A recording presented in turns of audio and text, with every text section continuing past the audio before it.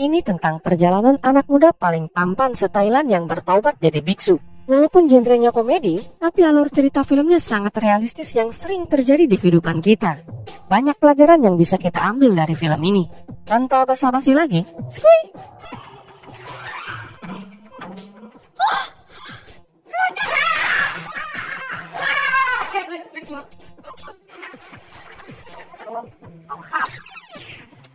Di awal cerita di pijakan tanah yang paling rendah di bumi, ada pria bernama Jeji, mantan budak bedegong yang mau ditasbihkan menjadi biksu. Ia diarak oleh teman-temannya dan para warga ke kuil di atas bukit. Deket sih, cuman 10 km doang. Jeji punya dua besti bernama Namo dan Saisin. Mereka semua mulai berjalan bergoyang menari sambil menggotongnya nanjak perbukitan. Beberapa jam telah berlalu, perjalanan kira-kira 2 km lagi. Setelah tiba di kuil, kita diperkenalkan kepala biksunya bernama Biksu Tet. Awalnya ada 2 pengurusnya, cuman udah mati 1.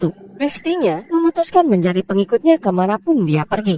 Di film ini, memang beberapa biksu ada pengikutnya seperti mereka berdua. Masyarakat di sana terkadang ngeri melihat Biksu Tet, apalagi malam hari. Nah, di malam harinya, mereka dijajakan tempat buat tidur. Dan ada mayat si pengurus kuil yang udah mati 3 hari belum dikubur. Mau dikubur sama siapa? Di sana cuma ada Biksu Tet. Jadi ya mayatnya dibaringkan saja. Mana mungkin mayat hidup lagi? Oh, itu hal biasa. Mayat suka gerak-gerak sendiri. Mungkin uratnya tegang jadi ketarik. Nanti bisa dilurusin. Teman-temannya takut, tapi beda sama Jeji. Ia tidak takut hantu, apalagi di kuil mana ada hantu. Daripada temannya ketakutan terus, ya udah deh, malam itu juga mereka nguburin jasadnya. Tapi malah dihadang pria misterius. Si Namo merasa kok mirip sama mayatnya. Pas dilihat,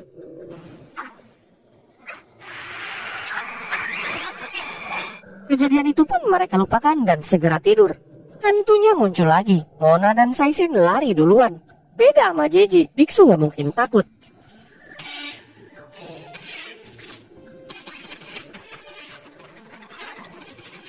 Itu kaget, bukan takut.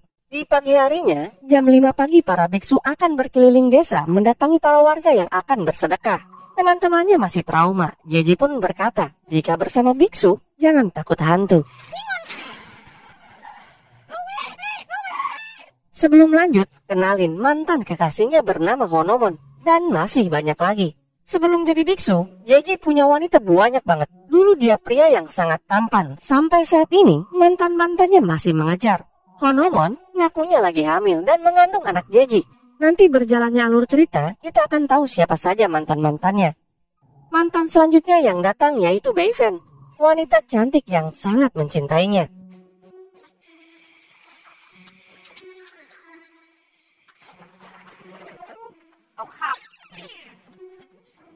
Sekarang adegan sudah berganti. Ia sedang ditanyai Biksu Tet apa alasannya mau menjadi biksu. Begini ceritanya, kita dibawa ke masa lalu saat masih sekolah sebelum alisnya rata kanan. Saat lagi pacaran sama Beifen, ia kepergok pacarnya yang lain, yaitu Honomon dan satu lagi Lovesick.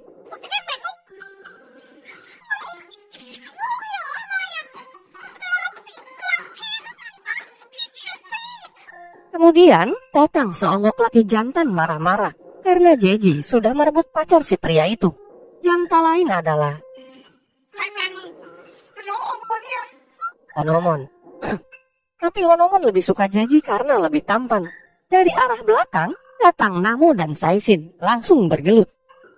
Itulah masa lalunya saat masih jadi John Wick. Dan alasan dia menjadi seorang biksu adalah bertaubat. Karena 2 wanitanya hamil, yaitu si Lovesick dan Honomon.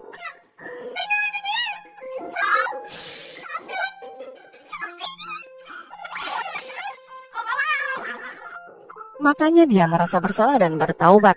Hampir tiap hari mantan-mantannya datang membujuk dia keluar dari kebiksuan dan menikahinya.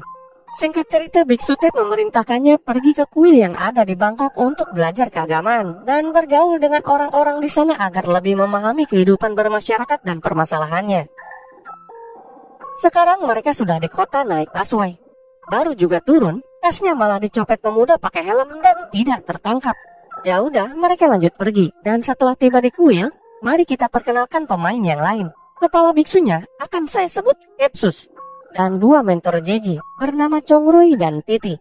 Saat mau pergi ke ruangannya, ia berpapasan dengan biksu yang lain yang agak tengil, yaitu Kung dan Sung. Mereka meledeknya sebagai biksu pinggiran planet. Kung dan Sung menemui Kepsus ada tujuannya, yaitu meminta izin agar memperbolehkannya jual beli jimat di kuil. Tapi Kepsus tidak memberi jawaban. Bisnis seperti itu nyeleweng dari aturan keagamaan. Mereka terus membujuk, jika diizinkan, maka rekan bisnisnya, yaitu Tuan Iot, akan memberikan seluruh penghasilannya untuk keagamaan, seperti membeli jet. Lagi-lagi, Kepsus tidak memberi jawaban yang jelas lalu pergi.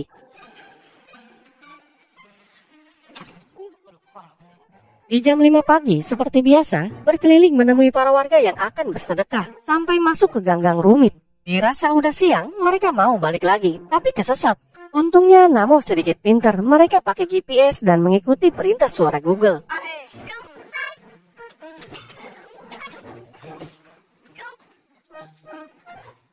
Tapi munculnya di tempat awal lagi, dan baru pulang di sore hari. Nah, ada momen di mana saat mereka beraktivitas seperti biasa, Jeji tak kuat pengen modal, ditahan diempit-empit masih keluar.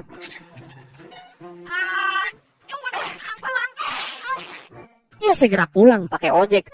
Setelah tiba di pintu masuk, sudah gak ketahan lagi, lalu melepaskan semuanya. Kemudian muncul para biksu lewat di depannya. Mereka mencium bau busuk dan dia diam aja. Kung dan Sung masih penasaran asal baunya. Syukurnya mereka mengira asal baunya dari makanan. Tapi beda sama biksu Titi dan pengikutnya. Mereka lagi pilek.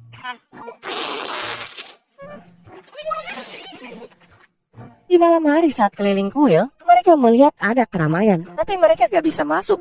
Penjaganya mengatakan jika biksu Kung dan Sung melarang warga kuil masuk. Dia penasaran ada apa sebenarnya, kemudian menanyakan hal itu pada mentornya. Menurut Chongrui, di tempat Kung dan Sung selalu banyak orang di malam hari ataupun siang hari. Lalu Chongrui akan mengajaknya pergi ke sana. Keesokannya, ternyata Kung dan Sung lagi dikerumuni banyak warga layaknya dukun, menjual jimat-jimat yang diembel-embeli kesuksesan dan glowing. Di sana juga ada Lovesick lagi perawatan langsung ke biksu biar terlihat cantik. Lovesick kaget melihat ada Jeji, tapi Jeji cuek aja dan setelah mengetahui kegiatan itu, ya udah mereka pergi. Beberapa waktu kemudian, di sisi kuil, Namo dan Saishin melihat pria yang mirip seperti pencuri yang mencuri tas Jeji. Dan dia ternyata salah satu warga kuil juga. Mereka tidak menangkapnya, hanya merekamnya saja. Sekarang Jeji mulai belajar keagamaan. Beifen, Honomon, dan Lovesick sering menemuinya dengan alasan minta didoakan. Kegiatan Kung dan Sung semakin menjadi-jadi. Kali ini Jeji melabraknya dan mengatakan jangan percaya omong kosong. Jika memang mereka bisa melakukan keajaiban, mereka harus menunjukkannya. Mereka terpancing emosinya dan menerima tantangannya dengan lotre. Kemudian Kung menunjukkan kejantanannya pada pasien, lalu menyuruh menafsirkan nomor lotrenya sendiri. Jeji tak mau kalah, dia mengangkang lebih lebar dan mengatakan jika nomor lotrenya angka 18. Nomor siapa yang muncul, itulah pemenangnya.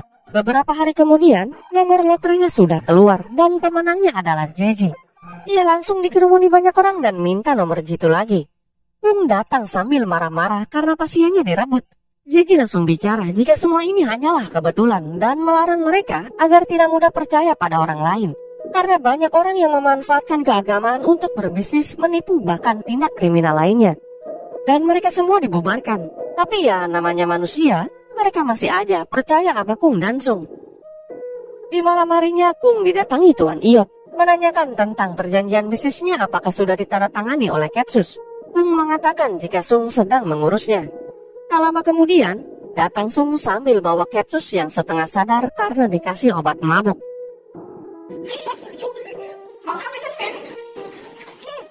Mereka memaksanya agar mentandatanganinya, tapi keburu ketahuan komplotan Jeji.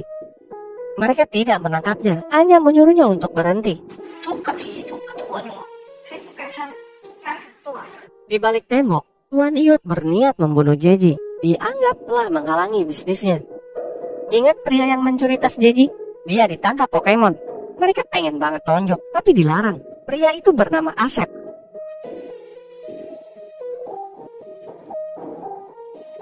Alasan dia mencuri karena keluarganya miskin dan saudaranya sedang sakit. Jeji memahami hal itu dan memaafkannya, tapi dengan syarat harus bertaubat. Jeji berharap ia berhenti mencuri dan mencari pekerjaan. Adegan sudah berganti. Pas Jeji berjalan sendirian, ia ditembak seseorang dan terjatuh. Namo dan Saisin yang gak jauh dari sana langsung balik menyerang dan berhasil menangkapnya. Jeji terlihat tak selamat dan langsung didoakan di tempat agar matinya diterima. Malah hidup lagi. Sebenarnya dia gak ketembak, cuman kepleset aja. Datang polisi yang akan menindaklanjuti kejahatan itu. Singkat cerita, ternyata dalang dari penembakan itu adalah Tuan Iot, Hung dan Sung. Mereka pun gagal beli jet. Jeji yang merasa tidak cocok tinggal di kota, ia memilih kembali ke kuilnya di bukit. Beberapa waktu kemudian, entahlah ya berapa bulan berlalunya, Namo dan Saisin masih setia menemaninya. Keberadaannya sekarang lagi bermeditasi di pulau kecil yang jauh dari siapapun, hening, damai dan menyatu dengan alam. Aktivitasnya tetap berlangsung. Di pagi hari, temannya selalu menjemputnya untuk berkeliling desa. Dia pernah nggak dijemput 10 hari, sekalinya nemu makanan, langsung dimakan.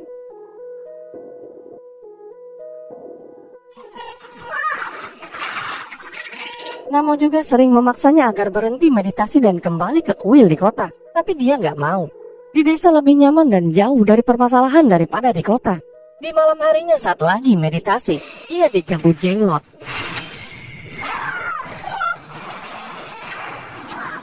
Paginya langsung beres-beres.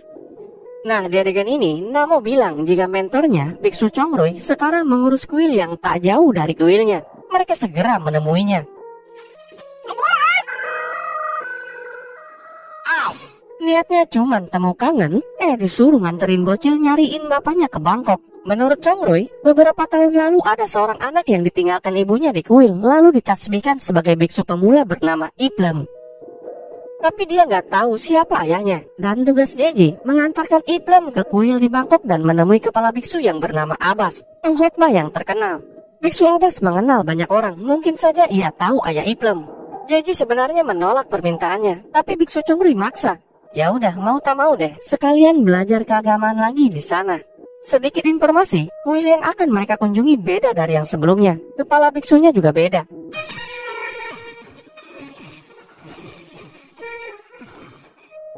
Di dalam kereta, mungkin saking lamanya di pedesaan, ia kaget melihat perubahan zaman yang edun. Semua anak muda mainin HP, miris sekali.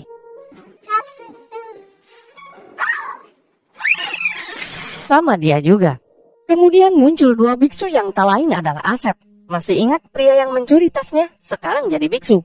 Setelah basa-basi, Jeji menanyakan kuil yang dipimpin biksu Abbas. Asep tahu dan langsung mengantarkannya. Singkat cerita, mereka sudah ketemu dengan Abbas dan asistennya yaitu Isung. Cuman pas lihat si kembar suram ini, dia ngerasa aneh. Iplem memperkenalkan dirinya sendiri dan memberitahukan nama ibunya, yaitu Honomon. Dia tak tahu ayahnya karena ibunya ini banyak lakinya. Kemudian muncul anak muda bernama Ibli. Jeji kaget karena Ibli musuh zaman sekolah. Dulu waktu sekolah disujurin, mereka bertiga dikenal tukang malak dan playboy internasional. Di aula, mereka bertemu dengan Ibli, musuhnya yang lagi sendirian. Atau Ibli mah cuman bisa nurut dipaksa natap wajahnya.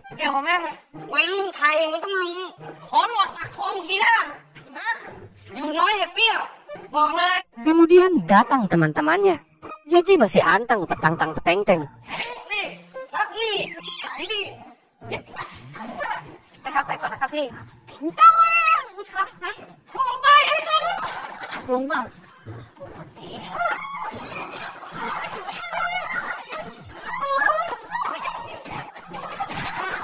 Kembali ke adegan sekarang. Kaget dong dia, tapi gak berantem kok. Zaman sekolah biarlah berlalu. Kemudian Ibli memberitahukan alasannya ada di kuil. Dulu pas mau ditasbihkan, datang Lopsik marah-marah jika temannya, yaitu Honomon, hamil oleh dirinya. Mereka semua kaget dong. Honomon yang ia tahu ya mantannya juga, yang ngaku lagi hamil juga. Liar kan lu, sampai akhir film gak ada jawabannya. Tapi dia tidak ingat jika pernah nidurin Honomon. Jeji langsung to the point. Iblis kaget dan gak yakin itu anaknya, lalu pergi. Mereka akan tinggal di sana sampai permasalahan selesai dan sekalian belajar agama. Dan dia juga punya kenalan biksu baru, sebut saja Biksu Samsul. Besokannya, ada warga yang minta tolong karena rumahnya diganggu hantu.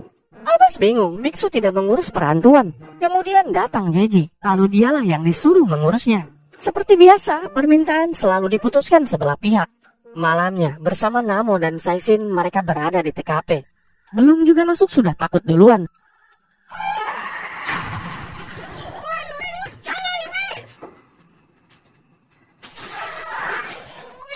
Semua penghuni rumah itu outfitnya kunti semua, mana burik lagi. Mereka bilang hantunya ada di atas, dan setelah di atas, ada wanita cantik berdiri di pojokan.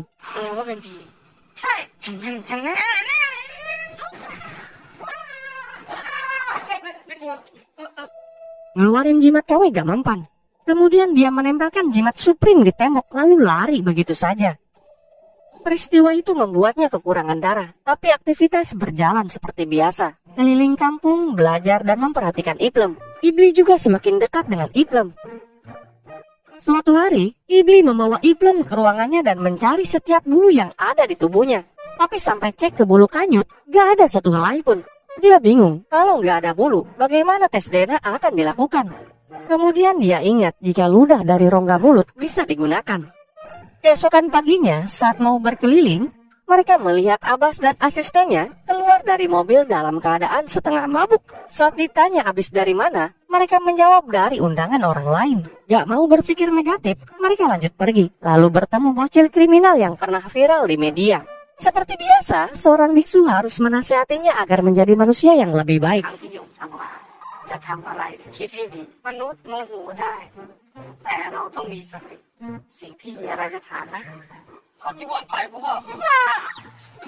Di malam harinya, Namo dan Saisin melihat Abbas dan asistennya pergi pakai mobil yang sama. Mereka lapor ke Jeji, tapi diabaikan. Dan di pagi harinya, mereka bertemu lagi dengan Abbas dengan kondisi yang setengah mabuk. Jeji tetap mendoakan yang baik-baik.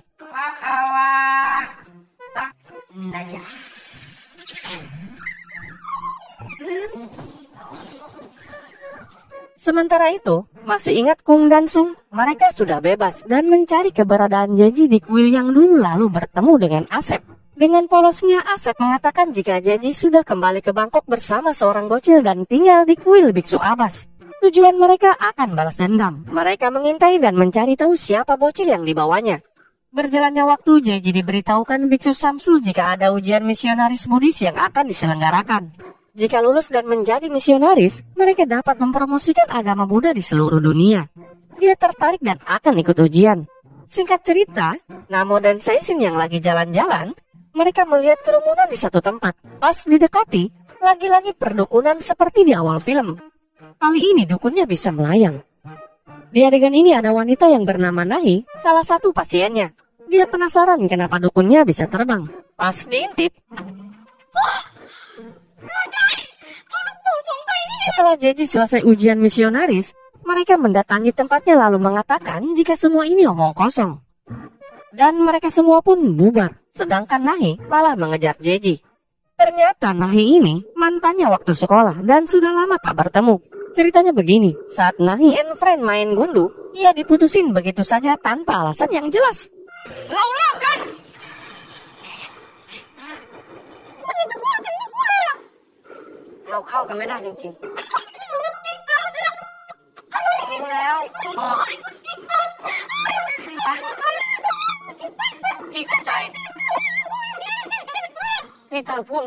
Sampai detik ini Nahi masih mencintainya. Dan dia juga kaget dengan perubahannya yang mirip dengan Vin Diesel. Dia ngajak balikan tapi ditolak. Cowok setampan dirinya sangat jarang di Thailand. Iblis yang sudah menerima hasil tesnya, ternyata DNA-nya tidak cocok dengan Iplem. Tapi dia malah sedih, saking sudah lamanya bersama Iplem, udah dianggap anak sendiri. Adegan sudah berganti. Jeji dan Biksu Samsul sedang membicarakan tentang aktivitas Biksu Abbas yang sering pergi malam pulang pagi. Informasi tambahan dari Biksu Samsul, Abbas juga jualan mic. Mic yang dinamai sebagai Heaven Mic. Dengan embel-embel, mic itu bisa membawa si pemiliknya ke surga. dan pembelinya adalah pengikutnya sendiri. Memanfaatkan keagamaan demi keuntungan sama saja dengan kriminal dan harus dihentikan. Kabar terakhir tentang Abbas, dia lagi sakit parah, tapi Jeji akan tetap mencoba menasehatinya. Setelah tiba di kamar Abbas yang lagi rebahan, Jeji langsung to the point menyuruh menghentikan bisnisnya. Abbas malah berkelit dan berakting kesedihan sambil menunjukkan kaki sebelah kirinya yang budugan. Menurut Abbas sendiri, dia terkena kanker. Setelah tahu sakit apa, mereka pun pergi. Beberapa hari kemudian di depan kuil, sudah banyak orang yang berdemo mencari keberadaan Abbas. Mereka adalah para pengikutnya sendiri yang terbagi menjadi dua kubu. Kubu yang percaya sama mic-nya dan yang tidak. Mereka merasa ditipu karena tak mungkin sebuah mic bisa membawanya ke surga. Mereka terus ribut sampai tonjok-tonjokan.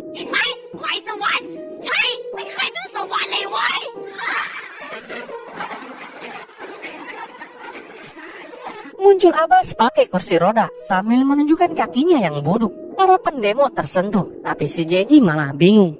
Terakhir kali yang ia lihat, kaki yang buduk yang kiri, kok sekarang jadi yang kanan? Di keadaan yang kalut dan kacau, muncul Kung dan Sung yang menculik si Iplem. Dia spontan mengejar sampai ke dalam kereta. Tak ada yang bisa mereka lakukan selain memberikan apa yang mereka mau. Dan Jeji menyerahkan dirinya lalu dibawa ke suatu tempat. Walaupun nyawanya ada di tangan mereka, dia tetap tenang dan mencoba menasihati mereka agar menghentikan tindakannya. Apalagi jika ketahuan polisi, mereka akan dipenjara lagi. Dan bagaimana perasaan bapaknya yang melahirkan dan merawatnya sampai besar? Pasti hancur banget. Anehnya mereka tersentuh sampai nangis dan pergi begitu saja.